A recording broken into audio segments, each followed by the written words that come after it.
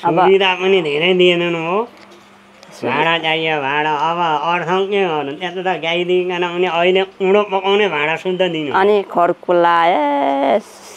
भाजा सबै दिन भात भन्दा त के गर्नु आफ्नो बाबुआमाले त भात दिनु सक्दैनन् मुखामा हालेर उहाँले त खाओस् गोरी खाओस् भनेर मुखैमा कोच्यास यतिकै त जन्म दिने बाबुआमाले पनि केही सक्दैन गर्दैन केटा गोबर ग्यासम्म दिनमा आँखा गोबर ग्यास सोर्ने ठेला सबै दिन माछा यत्रो त कसैले दिँदैन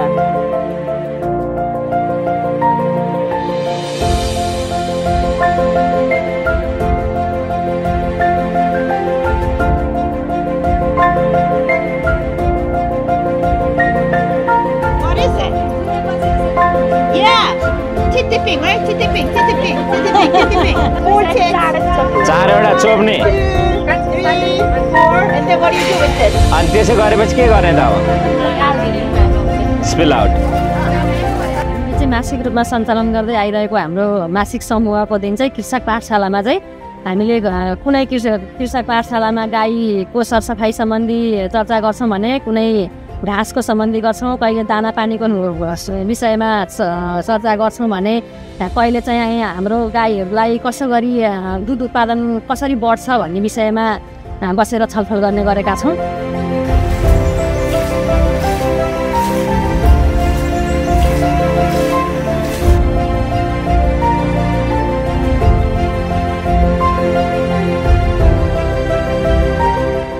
हामीले अहिले चाहिँ 1500 लिटर दुध सङ्कलन गरिरहेका छौँ हामीलाई चाहिँ यो दुध सङ्कलन गर्नको लागि कोइकाबाट चाहिँ 2000 लिटरको एउटा चिलिङ भ्याट अनि डिप फ्रिज र मिल्क एनालाइजर पनि सहयोग गर्नुभएको छ कोइकालाई चाहिँ हामी विशेष धन्यवाद दिन चाहन्छौँ यस्तै चाहिँ अब हामीले दुध सङ्कलन गरेर अहिले 1500 मा थियौँ भने आगामी वर्ष चाहिँ हामी 5000 लिटरसम्म जाने हाम्रो लक्ष्यको रहेको छ यो सङ्कलन मात्रै नगरेर अब छिट्टै नै बजारमा प्रशोधन विविधीकरण र बजारीकरण गर्ने लक्ष्य भएको हुँदा यसलाई पनि हामीलाई सहयोग गरिदिनुहुन्छ भन्ने आशा लिएका छौँ हामीले यहाँ दुध ल्याउन लागिकन हामीलाई सजिलो पनि भएको छ र हामी धेरै खुसी छौँ उता अर्को डेरीमा जाँदा हामीलाई खोला तर्नु पर्थ्यो वर्षयाममा खोला आउँछ हामीलाई डर लाग्थ्यो अहिले यहाँ हामीलाई सजिलो छ बाटैबाट आउन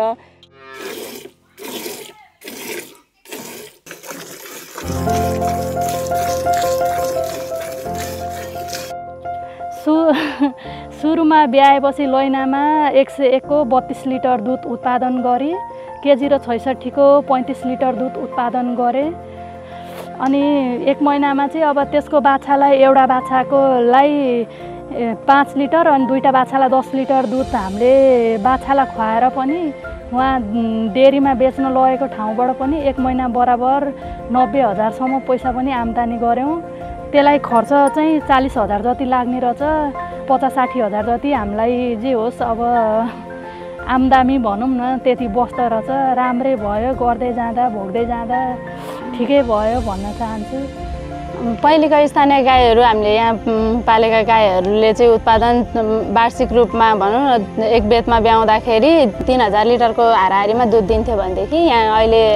कोरियन हेफरले चाहिँ 8600 लगभग दुध दियो हाम्रो लगभग भन्दा नि 305 दिनमा चाहिँ त्यति उत्पादन हुँदाखेरि चाहिँ साह्रै खुसी लागेको छ मासिक 54,000 सम्म एउटा गाईबाट उत्पादन लिएँ मैले चाहिँ त्यो असोजदेखि चाहिँ नियमित रूपमा यो गाई पालिकन असोजदेखि चाहिँ 50,000 को यसले दुध दियो आफूले 5-7 हजार को दुध प्रयोग गरेर आफूले चिया दही खाएर अनि 45,000 मुङ्सिर पुस माघ फागुन चाहिँ 45,000 को रेसियोमा दाना खर्च कटाएर 25,000 सम्म आम्दानी दाना कटाउँदा 31,000 त्यो सहकारीको हिसाबमा अरू यताको खर्च जोड्दा त्यो गर्दा 5-6 हजार गर्दा पनि 25,000 रुपैयाँ मासिक आम्दानी दियो मैले चाहिँ पहिला यहीँको लोकल गाईहरू पालेको थिएँ लोकल गाई पाल्दाखेरि मैले वार्षिक आम्दानी चाहिँ दुईटा गाईबाट 4 लाख जति लिन्थेँ भनेदेखि अहिले मैले कोरियाबाट आएका यी कोरियन गाईहरूबाट चाहिँ मैले दुईटा गाई पाल्दाखेरि वार्षिक 12 लाखसम्म मैले लिन सफल भएको छु